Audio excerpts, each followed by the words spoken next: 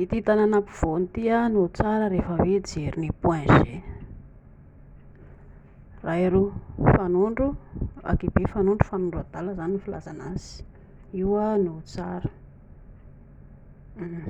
Manarak'izay dia atao manaraka ilay sisin'ny lalan-jaza iny rehefa le andeha sikotra any aloha, tsy tonga dia mitsorapaka be ohatran'izao fa ataovy manaraka ilay sisiny anankiroa iny, ohatra ny manasa vilia, afaka atao ihany koa ilay izy apelipelika ohatran'izao moramora manaraka ilay molony amin'ny tapony iny mba tonga ary midona amin'ny farany ery.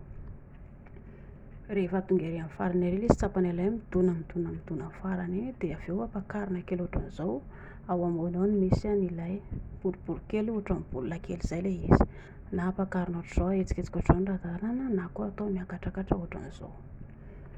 Manaraka indray rehefa ilay hamoaka ilay rantsan-tanana tonga tsy atao dega be mivoaka ohatran'izao fa mba ampiana lamaody kely ihany koa ilay izy, atao mihodinkodina manao ohatran'izao mandra-pavoaka ilay rantsan-tanana.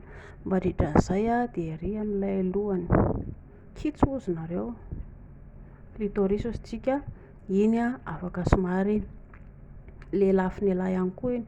Raha ohatra aloha zao ka mihetsiketsika ilay ato amin'ny ilay boribory kely ato anatin'ny point G ato dia ataovy mifanakaiky, elahy mahatsapa an'izay, na elahy raha mahatsapa eto amin'ny tapony eto raha somary dangitra ilay ery amin'ny molony anankiroa ery dia tadio tsara fa voakitika hitan'ny elahy ary hoe manetsiketsika ohatran'izao elahy avy eto ivelany eto rehefa manetsiketsika na mampakatra ilay rantsan-tanana ohatran'izao.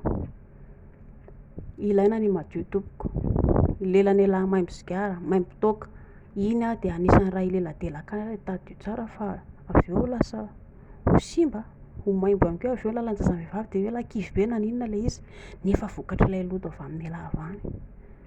Zay mahay manasa vilia tsara elahy, manasa vilia ampidirina tsimoramora apelipelika ohatran'izao, avoaka ahodikodina ohatran'izao.